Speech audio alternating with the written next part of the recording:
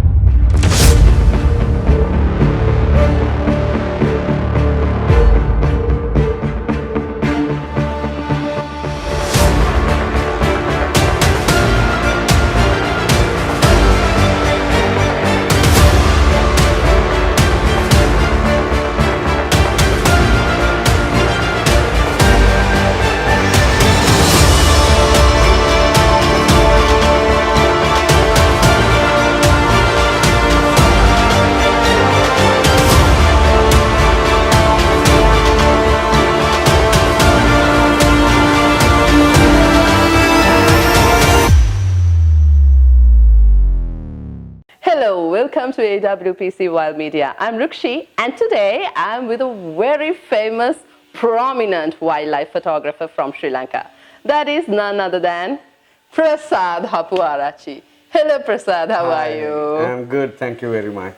So how are you keeping these days? I'm doing good, really good. I mean, couple of days we were inside one of the expeditions and we have planned another few more expeditions in future. Wow. If this COVID-19 pandemic not disturb us very much, we will be able to cover up some more expeditions in very near future. That's nice. So as a start, Prasad, so I have a few questions for you today. Okay. Are you ready to answer those? Of course, yes. Oh, nice. So Prasad, as a start, I would love to know about you. Who are you? Rukshi, as you told earlier, well, my name is Prasad Hapuarachchi and I'm a wildlife photographer, that's my hobby and meditation. Apart from that, I'm into many conservation projects and I'm a businessman. And also I'm a family man having 3 kids as well. Yes. And about the wife? Well, yes, she's a school principal. Okay. She's attached to the government, yes, government school. Lovely. So Prasad, your second question is, how did you get into wildlife photography? Since my childhood, I'm very much interested in gadgets, especially for cameras and other stuff. And also to the natural habitat of the wildlife as well. So since I was very much into photography, I thought wildlife and nature is my passion and I should go with that. Because I am specialized in macro photography as well as wildlife photography. So apart from other segments in photography like commercial, model or whatever, this is the most interesting part in photography for me. So I thought I will go with this. Oh, nice. So this camera is also one of your favorite gadgets you love? Yes. Okay. Actually, that is my buddy. Wherever I go, I used to take this camera with me. Normally, I used to say, even if I go out without my pant, but not without my camera. Gosh. That is how I explain it. Please, not without your pants anyway. Okay, so tell me, AWPC, Asian Wildlife Photographers Club, how do you connect? What is your connection there? Actually, Tushara Palyaguru, he is one of the directors for AWPC now, and he's the one who have been introduced me to Dale. And Dale phoned me, and they have appointed me as the country representative, and at the same time, they have appointed me as one of the directors for Sri Lankan AWPC SL, yes. Wow, so it's an honor to me to sit with the AWPC representative from Sri Lanka. Thank you, Prasad, for being here with us today. You're welcome. Thank you. And the next question. Ready? Yes. Are you okay? Yeah, I'm perfectly all right. Okay. So, Prasad, tell me, when shooting, what are the equipment you use? What are the equipment you take with you? Mostly I carry my 800 telelens. And apart from that, I take a wide angle lens as well. Okay. So all the photographers, they know when the frame is so close, it's with details. But when you take a wide angle shot, there is a story, right? So when we are in the expeditions, we take wide angle shots as well as the zoom shots, which gives more details about the species that we are photographing. So both the lenses, like wide angle lens along with the extra camera and my tele lens with another camera, I used to carry those two together. Okay. So this is the first time for me to know, like, wide angle means a story. Of course, Lovely. yes. Of course, yes. So what is your specialty in wildlife photography? Is it mammals or any other species that you like? Birds? What is it? When you consider about a wildlife photographer, you can't say whether it's mammals or birds or whatsoever. Okay. Wildlife photographer is a person who photographs every natural habitat of every species. But rather than other stuff, I'm very much into bird photography. The thing is, it's really challenging, not like the other species. Like you can take elephants, leopards, sloth bears. We see many of the photographs yes, because elephants it's easy for you to photograph. Okay. Though it's little rare, not like the other species, but you can take a shot immediately. Yeah. When it comes to bird photography, that's really challenging because the frame is, when you frame the picture, the bird is very small species, and to find the bird is another task. So there are so many things inside birding photography, and it's really challenging. So I really love that. And you need to have a lot of patience, I guess. Of course, yes. Sometimes we used to spend hours and hours to take one single shot of a bird. And actually to take one shot of an owl, I have been to Nuwara for 4 times. And only in the 4th time I was able to make a satisfiable shot at that time. So that is how the photography is, especially the wildlife photography. And then finally you were satisfied. Of course, yes. Okay. Until I get myself satisfied, I used to recce, find the bird, shoot, again going, it's like that. There is a saying called, wildlife photographer never get satisfied. We keep on shooting the same bird again and again, because you know what? You can't see the same stances, same positions, same posing in every picture, right? It's every time it's different. Lighting is different, environment is different, birds, angles are different. So every picture is a new picture. So we keep on clicking. That's what we do. Okay, nice. Okay, Prasad. So how many birds can we see in Sri Lanka? And can you tell us a bit more about how important Sri Lanka is when it comes to bird photography? Sri Lanka is a biodiversity hotspot. And you have many species to photograph. When you consider about birds, in Sri Lanka you can see around 460 birds. Out of that, yes, 34 birds are endemic. You can see only in Sri Lanka. And more than 200 species are breeding residents, and all the others are migrants. So this is a treasure land. You know, for a wildlife photographer, it's a treasure land here. It's a paradise. It is a paradise. And they call it, right? Sri Lanka, the bird's paradise. Yes, paradise. Okay, nice. So you have published the most number of bird photographs in Sri Lanka as a single person. Yes. Yeah? Yes. So how many birds have you photographed so far? I have photographed more than 250 species. Out of that, over 200 pictures has been published so far. There are some recorded shots. I mean, I have seen the bird, I have taken the picture, but those are, I don't feel like those are in a publishable manner. So I have not published. But I have seen more than 250 species. Out of 460? Yes. And I have photographed. Out of that, more than 200 species I have published. So you're lucky. So for how long has this been your... This is like almost the first bird's picture that I published before 12 years ago. And since that day onwards, I am keep on collecting the bird's pictures and publishing it in the same album.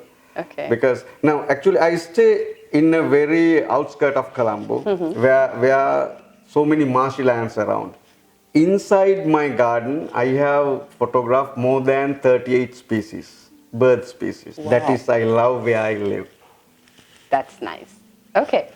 Now tell me, what is your favorite bird? I know I'm unfair by you, Well, but what is your favorite bird and why? I can't tell you exactly what bird is my favorite Okay. bird, but out of those birds, I like the blue magpie Okay. because of the color contrast, the beauty, and its endemic, iconic bird for Sri Lanka.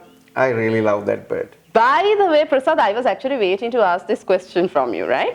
What is the most unforgettable experience you have as a wildlife photographer? Not very recently, couple of years back, I was in Yala, and we were having. Actually, we camp inside. That camping site is not a luxury camping site, Okay. actually. So I love to be those places because I am with the nature, nothing else. And we used to sleep on our. We used to keep our camera bags, and we used to sleep on. As a pillow, we use those camera bags. And there is a small, small, it's not a wall actually, around 3 feet tall. Okay. I used to, most of the time, once I get up, I used to sit on that and talk to the other people until they give me my bed tea. Okay.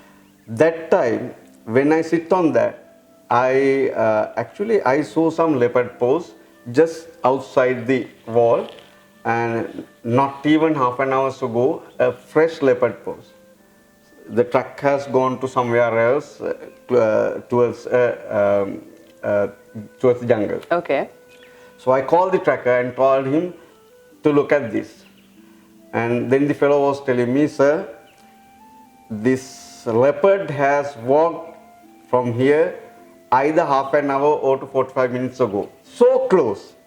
I don't know whether it licked our faces. We really do not know. You know, after expedition is so tired, we sleep like dead bodies. We don't know what happens. And for the wind, all the lanterns has been off, and we could not see anything over there. And leopard has actually gone. That was around 6:15, somewhere around that. By 5:30, Gosh. it has crossed those lines and walked towards the jungle. Okay. That was an unforgettable memory for me. Yes. Okay. Wow. Anyway, do you have any photographs from that expedition? Yes, I do have. I have many Okay. photographs. Yes. Okay, lovely. And I saw that you were on an expedition 2 weeks ago, right? Yes. You organized something. And Yeah. how often do you go to the wild? And this week also, like in few days, Yes. you are again on an expedition to the wild. How often do you go to the wild? If I be honest with you, I rather love to stay inside the jungle rather than in my office, right? Okay. That gives me a real cool feeling. I can't explain it in my own words, but every wildlife photographer who are into serious expeditions, they know what I'm telling. That is, actually, it's like a meditation, right? You don't get any calls, no any other burdens. You are free. Just Is it because looking you at- don't have signals, or do Yes, you usually don't get- switch no, off your phone? No, we don't get signals inside the Okay, parks. And okay. I really love that part. No signals, no communication with the outside. Okay. So once we are in, as I told you, it's like a meditation to me. So I love to be inside the jungles, do more expeditions, take more photographs, and make my album bigger and bigger every day. So normally we use at least once a month we are in expedition. But these couple of days we planned a little more expedition since it's the birding season here in Sri Lanka. Okay. So Is it because of the weather? And Yes, it's a migrant season actually, starting from September till end of March. Okay. It's the migrant season of the birds. So it is the high time for us to be in the wild, right? Yeah. So we have planned a couple of expeditions, actually, back to back. There are some expeditions. Even coming, not today, tomorrow night I'm leaving to Boondala and Nyala. I'll be there for another 3 nights. So that is how. This comes to my next question. What is your favorite destination? I saw Bundala last time also. What is your favorite destination, and why is it your favorite? I really love to be at Yala and Vilpattu. Vilpattu is really beautiful. Okay. It's the nature of Vilpattu is amazing, right? You can see different sceneries inside Vilpattu, And Yala, the leopard density is very high. Normally, for every square kilometer, you have the chance of seeing a leopard, right? Wow. Yes. And Vilpattu, it's really green. The birds and the other species look very beautiful with the green background. So when it comes to photography, yes, Vilpattu is much more better comparable to Yala. But again, when it comes to other species like leopards, pictures and other stuff, again, Yala also another good location. So I love to be in Yala and Vilpattu both. You make me fall in love with wildlife photography, Prasad. Very good. Should definitely join you sometime. Of course, why not? Okay. So how do you feel being a wildlife photographer in Sri Lanka? If you consider with the economical factor, you can't earn out of these pictures in Sri Lanka because there is no big demand in Sri Lanka. But again, you can sell those pictures for a calendar or book cover or some other stuff and earn some sort of money. But you can't make your living with that. But out of Sri Lanka, if you take Europe and all, Okay. wildlife photographers they're very rich because they can sell their photograph for a big amount of money. Yeah. Not in Sri Lanka. There is no market in Sri Lanka. I don't know because of most of the people, they are very much attached to this wildlife habitat and all other Okay, stuff. okay. In Sri Lanka, Can't we do something about that? well, we can sell it to the outside, out of Sri Lanka. We can sell through stock photography or any other Okay. platforms. Even AWPC is going to have their own e-commerce platform. We can sell through that as well in future. So we are working towards that. Okay. And I think it will create a good market inside Sri Lanka for the Sri Lankan photographers to sell their stuff to out of Sri Lanka. Definitely. Yes, Yeah, yes, for a to good be a amount good- of money. Yes. Yes. So Prasad, what do you do to inspire emerging wildlife photographers in Sri Lanka? Because I've seen few of your initiatives. What do you do? Can you tell us a bit more about it? The reason why I am conducting workshops, actually I conduct workshops. Okay. And I teach them about wildlife photography. Okay. The main reason for that is I want these people to step into conservations. If we did not protect these natural treasures to the future generations, very soon we are going to lose one treasure land in the world, right? Agree. Yeah. Because even now, we have destroyed many forest densities, right? Like if you take the human beings, we are the last people who have come to this ecosystem, right? If you take from Homo erectus, likewise the evolution comes up to Homo sapiens sapien. Homo sapiens sapien is the last species who came to this ecosystem. Yeah.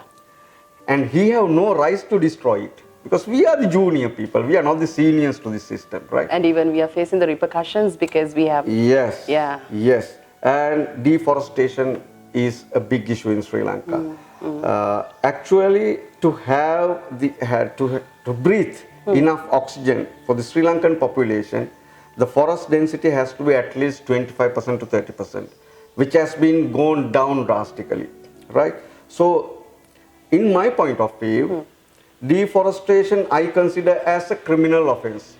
It's more or less step by step, they are killing the human beings as well. Yeah. If you are losing oxygen, if you can't breathe, right? How can we so live? we can't live. Yeah. So doing deforestation, what these people do is, in other way, they are doing a criminal activity. It's a crime actually. So knowing this fact, I always teach people to protect the environment, to protect the wildlife and to conserve it. To do that, people should understand the value of it, right? If I tell you, yes, we have to stop deforestation, it doesn't feel you, right? But if I teach you how to see, the beauty of the nature, then you start enjoying. Yeah, Once you enjoying it. start enjoying, Yeah. you start protecting it. So Agree. this is what I do. So I'll keep on teaching the wildlife photography to the people who are willing to know about it, to conserve these treasure island, to conserve these things and to preserve this treasure island as it is. Here's another favorite question of mine to you, Prasad. Who is that one photographer or photographers, it can be, that inspired you most? And tell us why.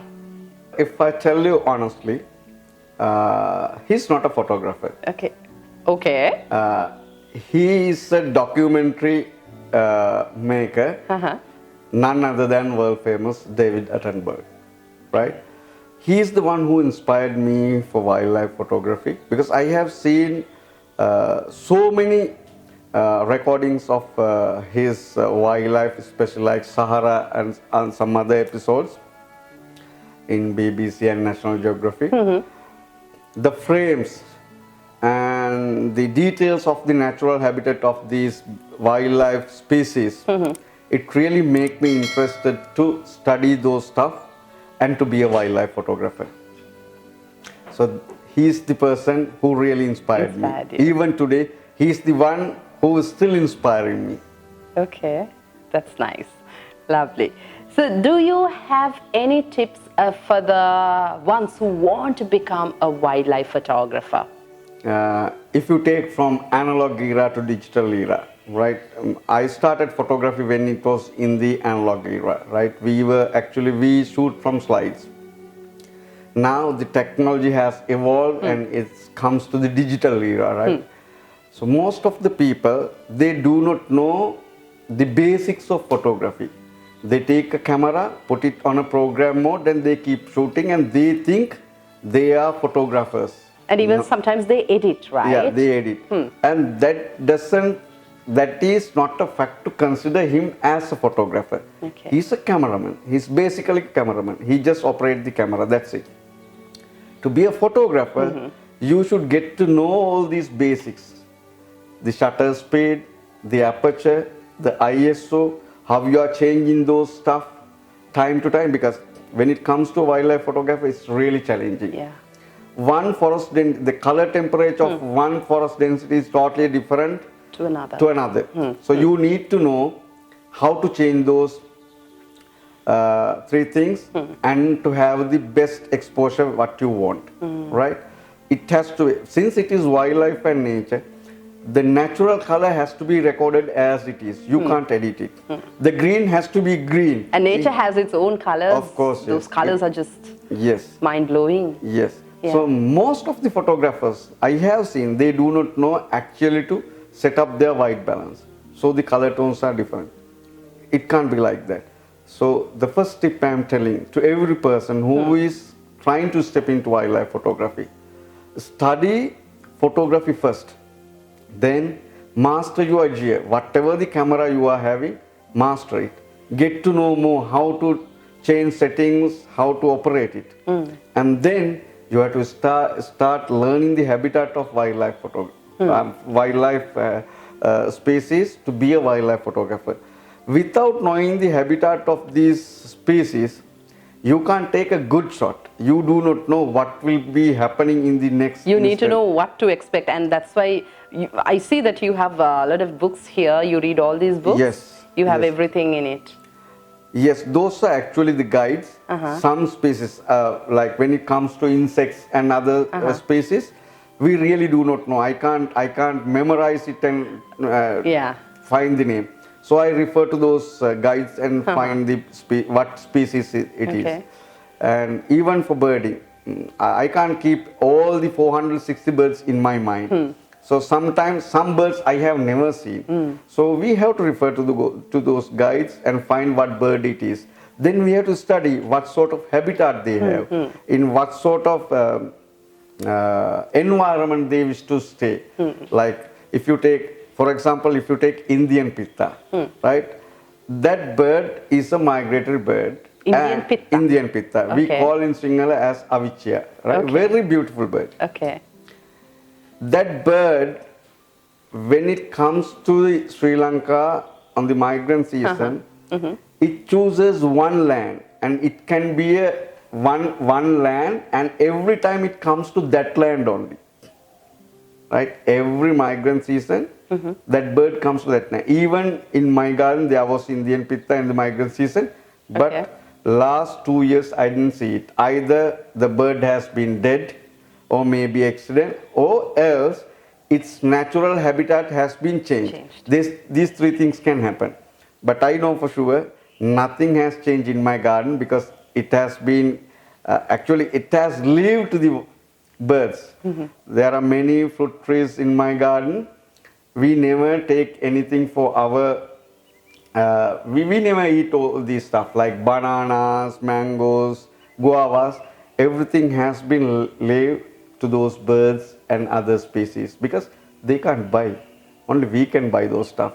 So we have to let them get feed and to live their lives in a peaceful way.